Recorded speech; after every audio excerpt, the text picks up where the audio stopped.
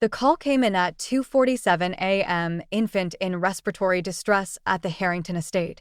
As an ER nurse, I've learned that the wealthy neighborhoods usually mean either drug overdoses or domestic drama. This one felt different though, even before I climbed into the ambulance. My name is Kala, and after 15 years of working emergency medicine, I thought I'd seen it all. But nothing could have prepared me for what happened that night.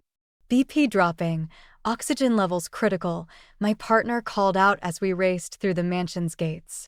The sprawling Tudor-style home loomed ahead, emergency lights already flashing in the circular driveway. I jumped up before we fully stopped, equipment in hand. A hysterical young woman met us at the door, mascara streaking down her face. "Please, he just stopped breathing," she sobbed, leading us to an opulent nursery. That's when I saw him, my husband Rowan, cradling a blue-tinged baby, performing chest compressions. He looked up, and for a split second, our eyes met. The color drained from his face. "Kala," he whispered, but there wasn't time to process what his presence meant. The baby needed me. I pushed past him, taking control of the situation. "How long has he been unresponsive?" I asked, deliberately not looking at Rowan. "About 4 minutes," the young woman answered, hovering nearby. "He was fine earlier, just a little congested."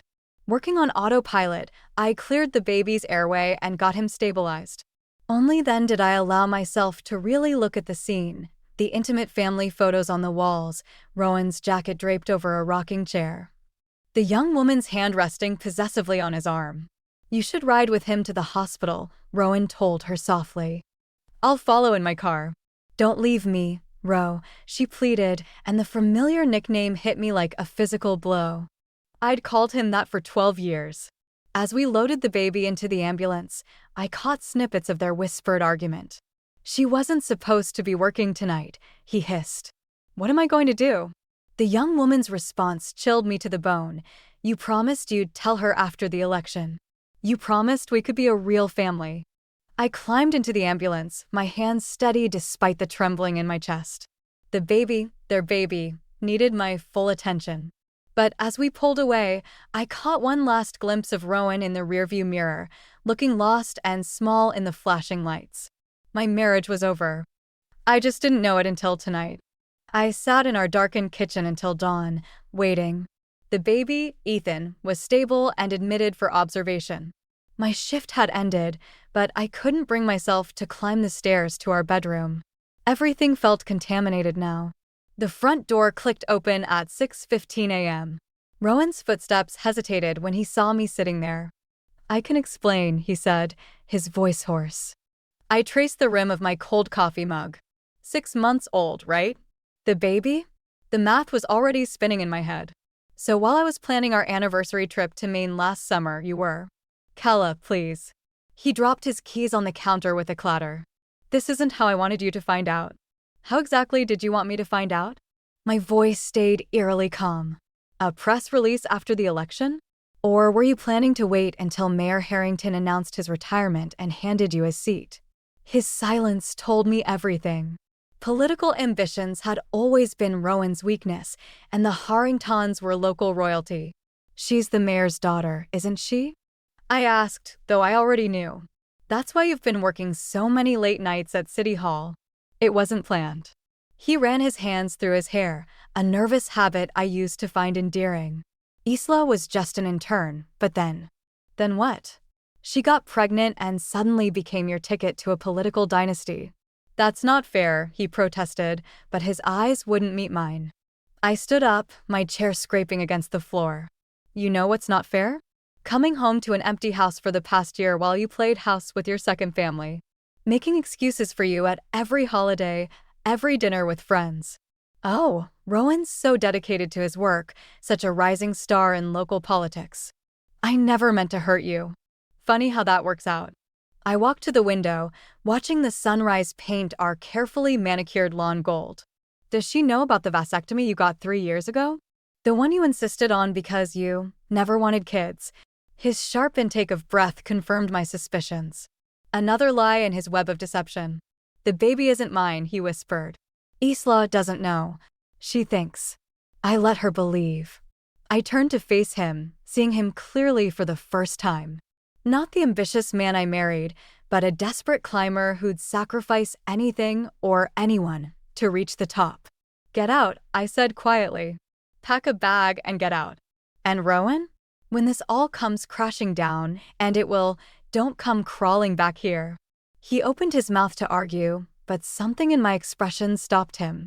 As he trudged upstairs, I pulled out my phone and started searching for divorce lawyers. Some bridges, once burned, should stay ashes. 2 days after kicking Rowan out, I found myself back at the hospital, staring at Ethan's discharge papers.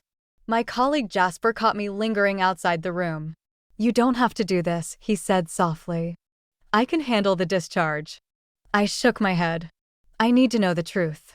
Inside, Isla was packing Ethan's things, her movements precise and nervous. She looked up when I entered, recognition flickering across her face. "You're his wife," she said. "Not a question." I corrected, checking Ethan's vitals one last time. "Did he tell you he left?" "This morning." She watched me carefully. He said you threw him out when you found out about us." I smiled without humor. "Did he also tell you about his vasectomy?" The color drained from her face. "What?" 3 years ago. He was very insistent about not wanting children." I handed her the discharge papers. "Which makes me wonder about Ethan's real father." She sank into the chair, hands trembling. "That's not possible." "Rowan is." "A liar," I finished. "Trust me, I just spent 12 years learning that the hard way." The door opened and Mayor Harrington strode in, his presence filling the small room. "Isla, honey, the cars." He stopped short when he saw me. "Dad," Isla's voice cracked. "Did you know about Rowan's vasectomy?" The mayor's expression shifted from confusion to understanding to cold fury in seconds. "That ambitious little snake," he growled.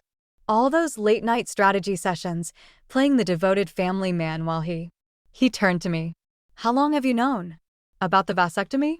3 years. "About your daughter and grandson?" 2 days. I checked my watch. "Right about when your press secretary started drafting the announcement about Rowan's promotion to chief of staff." Isla made a small, broken sound. "The timing. God, I'm so stupid." "Not stupid," I said. "Just trusting." Like I was. I hesitated, then added, "There's a paternity test lab on the 3rd floor. If you want answers." Mayor Harrington's phone buzzed. His face darkened as he read the message. "Rowan just called an emergency press conference. Says he has an important personal announcement." He's going to spin this, Isla realized. "Make himself look like the victim before we can." "Not if we get there first," I interrupted, surprising myself. "Your father's the mayor. We can beat him to City Hall." The mayor studied me for a moment. "Why would you help us?" I looked at Ethan, peaceful in his hospital crib, then at Isla's tear-stained face. "Because some lies need to be exposed. And some men need to learn that actions have consequences." We left together, 3 unlikely allies united by betrayal, racing against time and Rowan's silver tongue. The truth was about to get very, very public. The press conference never happened. Halfway to City Hall, Jasper called with news that stopped us cold. Someone had broken into my house and ransacked Rowan's home office. "The safe is empty," Jasper said, standing guard until I arrived. "Police think it was professional." I found Mayor Harrington and Isla waiting in my driveway, their faces grim. Inside, the destruction told its own story: scattered papers, overturned furniture, and the painting that had hidden Rowan's wall safe hanging crooked. "He knew we were coming for him," the mayor said, surveying the chaos. "This was damage control." I remembered something. The external hard drive. He always kept it. I reached behind the bookshelf, feeling for the hidden compartment. Empty. What was on it? Isla asked. "Everything." My hands shook. Campaign finances, private emails, blackmail material he called insurance. He said it was normal in politics. The mayor's phone buzzed. His face hardened as he read.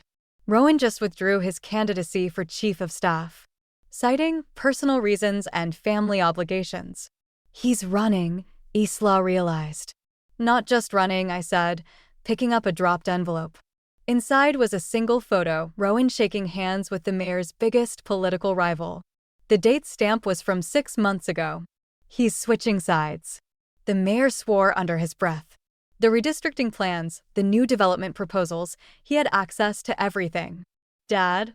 Isla's voice was small. The trust fund you set up for Ethan. Did Rowan have access? The silence was devastating. My phone lit up with a text from an unknown number. I'm sorry, Kala. But you forced my hand. Check the news tomorrow. He's going to destroy us all, Isla whispered. I looked at the mess of my living room, 12 years of marriage reduced to scattered papers and broken trust. But something else was building inside me, not just anger, but determination. No, I said firmly. He's trying to write the story his way. But he forgot something important. What's that? The mayor asked. I picked up my phone, scrolling through contacts. I'm still listed as his next of kin on everything. Bank accounts, credit cards, medical records. I smiled grimly. And I know every password, every account, every skeleton he's tried to bury. You'd help us? Isla asked. Even after everything? This isn't about helping. It's about justice. I dialed a number. Hello? Yes, I need to speak to Detective Martinez. Tell her it's about political corruption and fraud at City Hall. The game had changed. Rowan thought he was the only one who could play dirty. He was about to learn how wrong he was. Detective Martinez's words hit like hammer blows in the precinct's interview room. We found the money trail. Rowan didn't just empty your joint accounts. He's been siphoning funds from the mayor's campaign for months. I stared at the documents spread before me. Wire transfers, offshore accounts, all carefully hidden behind shell companies. These dates. They match up with Ethan's medical bills. And the Harrington Family Trust, Martinez added. He's been playing both sides, setting himself up as a whistleblower against the mayor while stealing from everyone. My phone buzzed, another text from Rowan. Last chance, Kala. Back off or everyone goes down. The detective leaned forward. We can protect you if you testify. It's not me I'm worried about. I thought of Isla and Ethan, innocent victims in Rowan's games. He's threatening to release something tomorrow. Something big. Martinez's phone rang. Her expression darkened as she listened. He just surfaced. At the Riverside Hotel, meeting with reporters from the Chronicle. He's going to spin everything, I realized. Make the mayor look corrupt, paint himself as the heroic whistleblower, and destroy both families in the process. Not if we move now. Martinez gathered the files. But we need someone to identify him officially. Someone he trusts. The weight of 12 years pressed down on me. He'll see me coming. That's what we're counting on. 20 minutes later, I walked into the Riverside's lobby, my heart hammering. Through the bar's glass walls, I could see Rowan holding court with 3 reporters, his charm on full display. He froze when he saw me, but quickly recovered. Kala, join us. I was just explaining how corruption runs deep in this town. Really? I sat down, noting how the reporters leaned in.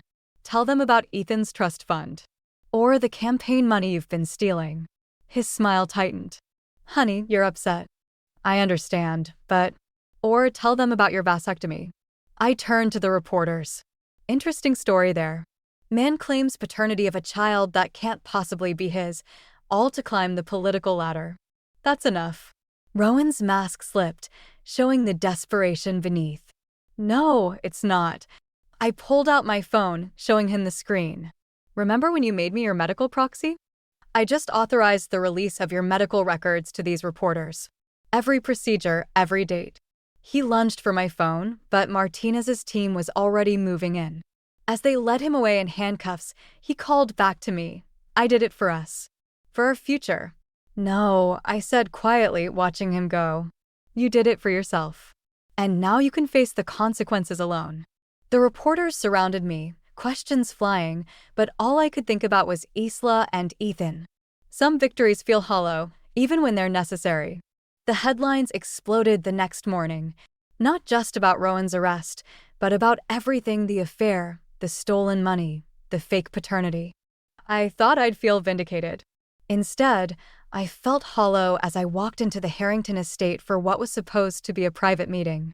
I found chaos instead. He released everything, Mayor Harrington thundered, pacing his study. Every email, every compromising photo, every backroom deal from the past decade. Isla sat curled in an armchair, clutching her phone. The DNA results are trending. Everyone knows Ethan isn't his. Her voice cracked. They're calling me a gold digger, saying I trapped Rowan for his political connections. He had a dead man switch, I realized. Everything we feared, everything he threatened to release, it was already set up. The mayor's wife, Lillian, burst in. The hospital board is meeting. They're considering suspending you, Kala. Something about compromised patient confidentiality. My stomach dropped. Of course, I'd accessed Rowan's medical records without proper cause. In my rush for revenge, I'd given him exactly what he needed. He's destroying us all, Isla whispered. Even from jail. My phone buzzed with a message from Detective Martinez. Rowan made bail. His lawyer's good. Really good. The mayor slumped behind his desk. My opponent's calling for an investigation. 3 decades of public service, gone in a day. I'm sorry, I said, the words tasting like ash. I thought if we exposed him, we'd win. Lillian's laugh was bitter. Look around, Kala. He's winning. He always was. My phone lit up again, Jasper this time. Turn on the news. Now. The mayor flicked on the TV. There was Rowan, looking perfectly composed outside the courthouse, playing the role of the wronged whistleblower. I only wanted transparency, he said smoothly. When I discovered the corruption in Mayor Harrington's office, my conscience wouldn't let me stay silent. As for my personal life, he paused, looking directly into the camera. I apologize to both my wife and Miss Harrington for any pain I've caused. But sometimes, doing the right thing comes at a personal cost. I switched it off, feeling sick. He'd turned it all around, making himself the hero of his own story. My revenge had given him the perfect platform. What do we do now? Isla asked quietly. I looked around the room at these people I'd drawn into my vendetta, a ruined mayor, a scandalized family, a young mother facing public shame. All because I'd wanted justice. Or was it just revenge? I don't know, I admitted. I really don't know. Outside, camera flashes lit up the windows like lightning, and reporters called our names like hungry wolves. 3 days after Rowan's media spectacle, I found him waiting in my driveway. The sight of him leaning against his expensive car, still wearing his court suit, made my blood boil. Come to gloat? I asked, climbing out of my car. To negotiate. He held up a manila envelope. The hospital board meets tomorrow. 1 word from me about how you accessed my medical records under duress, and this all goes away. What's the catch? Sign these. He pulled out divorce papers. My terms. Including a gag order about everything you've learned. A familiar SUV pulled up, Isla stepping out with Ethan in her arms. Rowan's face tightened. I invited her, I said. Thought we should all hear whatever deal you're offering. This doesn't concern her. Really? Isla's voice was steady. Because I just got offered a similar deal. Money for silence, right? A trust fund for Ethan if I play along with your whistleblower story. Rowan's mask slipped. I'm trying to protect everyone. No, I said. You're trying to protect yourself. Always have been. What choice did you leave me? He gestured wildly at the mess we'd become. You pushed me into this corner. You put yourself there, Isla said quietly, bouncing Ethan. Every lie, every manipulation, those were your choices. I loved you both, he insisted. In different ways, but… Stop. I held up my hand. Just stop. You don't love anyone, Rowan. You love what people can do for you. I was your respectable wife, your proof of stability. Isla was your connection to power, and when it all fell apart, you tried to make yourself the hero. I can still fix this, he pleaded. Sign the papers. Take the deal. Everyone wins. I looked at Isla, saw my own pain reflected in her eyes. But something else too, strength, maybe. Or wisdom. No, I said finally. I won't sign. Sue me, ruin me, I don't care. But I won't help you rewrite history. Neither will I, Isla added. Ethan deserves better than a legacy built on lies. Rowan's face hardened. Then you leave me no choice. You'll what? Detective Martinez stepped up from behind my house, recorder in hand. Threaten them? Add witness intimidation to your charges? The color drained from Rowan's face as he realized this wasn't a negotiation. It was a trap. Sometimes, I said quietly, winning isn't about revenge. It's about refusing to play the game at all. As Martinez led him away, I watched the man I'd once loved disappear into the back of a police car. Not with satisfaction, but with something closer to peace. Some victories don't need an audience. They just need truth. 6 months later, I stood in the hospital parking lot, watching the sunrise paint the sky in shades of possibility. My last night shift as an ER nurse was over. Next week, I'd start my new role as a nurse educator at a different hospital across town. Ready for your grand escape? Jasper asked, falling into step beside me. It's not an escape, I said, though we both knew better. Just time for something new.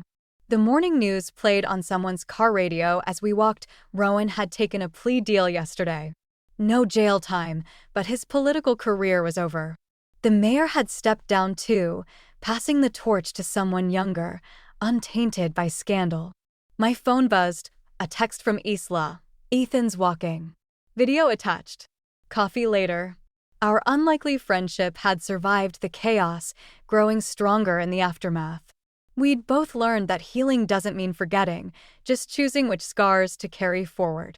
You never told me, Jasper said carefully, why you didn't take Rowan's deal that day. Could have made things easier. I thought about the manila envelope, the tempting promise of a clean break. Because some things matter more than easy endings. Like what? Like truth. Like showing Ethan that adults can face consequences and still survive them. I smiled slightly. Like teaching new nurses that sometimes the hardest choice is the right one. We reached my car, where a small box of personal items waited in the passenger seat. 12 years at this hospital, packed into such a tiny space. You know what's funny?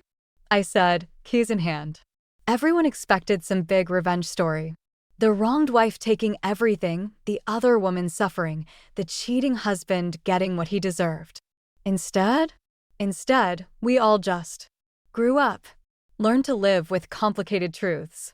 I opened my car door. Sometimes the best revenge is refusing to let someone else's choices define your story. Jasper nodded thoughtfully. Speaking of stories, heard anything from Rowan lately? He sent divorce papers last week. No conditions this time, no games. Just a note saying he's starting therapy. Do you believe him? Doesn't matter anymore. I smiled, genuinely this time. His choices aren't my responsibility. As I drove home, I passed the Harrington estate. Through the gates, I glimpsed Isla pushing Ethan's stroller, Lillian walking beside her. They waved, and I waved back, feeling the weight of the past 6 months settle into something like wisdom. Sometimes healing looks like letting go. Sometimes it looks like moving forward.